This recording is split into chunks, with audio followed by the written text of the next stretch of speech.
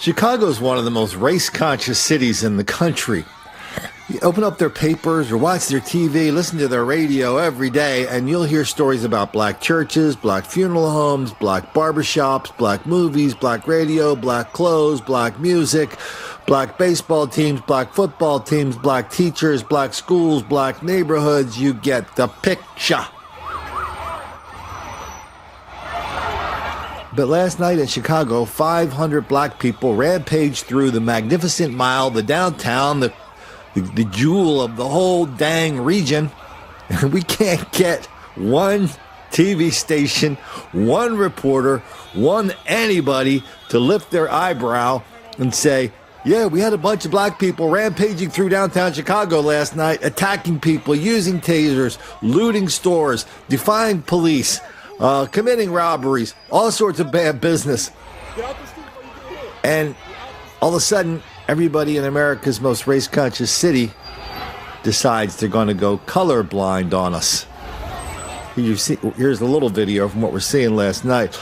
Let's see some of the news reports. New at 10 tonight, Chicago police are arresting at least 30 teenagers after they converged on Millennium Park and the Mag Mile, reportedly fighting, harassing people, and disobeying police. Police say as many as 500 teenagers came off the red line about 5 o'clock and then walked around downtown.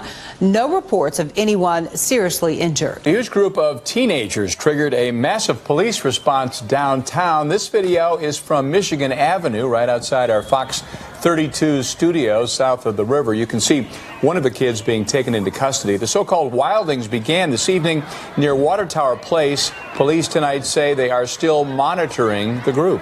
Have been dealing with a crowd control problem in the heart of the downtown area. A large group of teens has descended on the area and is roaming the streets. Police say they have made arrests tonight. NBC5's Michelle Relaford is live with the story. What do you have, Michelle?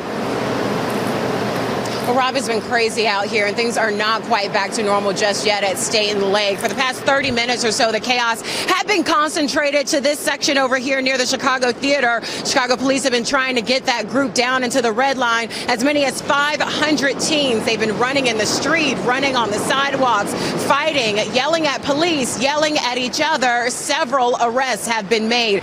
The group started forming downtown around 5 this evening and again grew to as many as about 500 teens, according to police. Up to 200 police officers responding on foot, on bikes, on horseback. They've been trying to keep the peace. Chicago police say several teens have been arrested for harassing pedestrians, stealing cell phones, fighting, or not obeying police orders.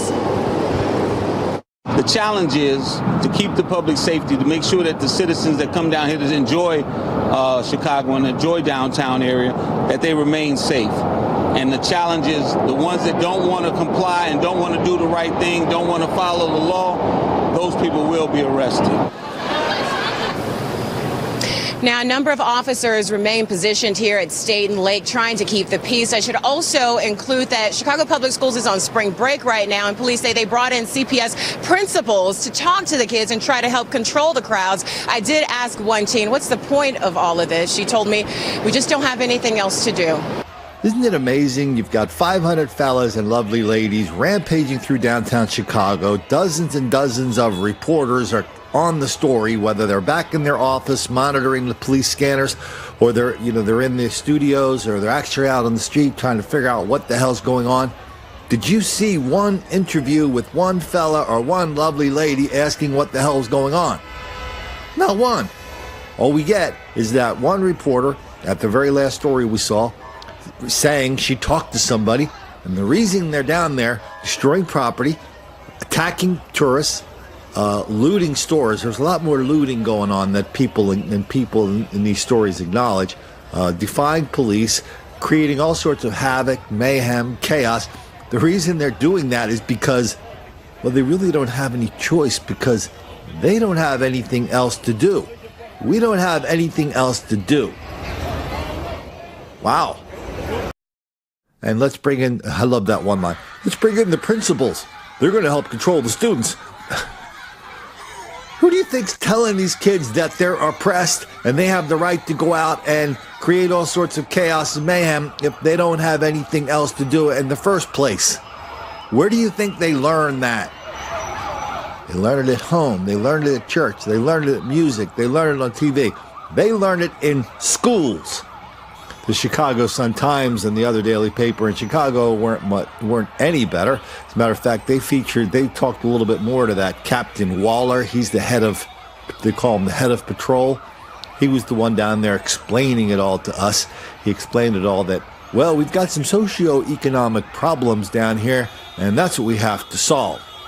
500 black people rampaging through downtown Chicago, and the black DA, the black mayor, the black chief of police, all the reporters who do nothing but report on black issues. Yeah, that's their title. That's why they get hired, to write columns and do news stories about black people.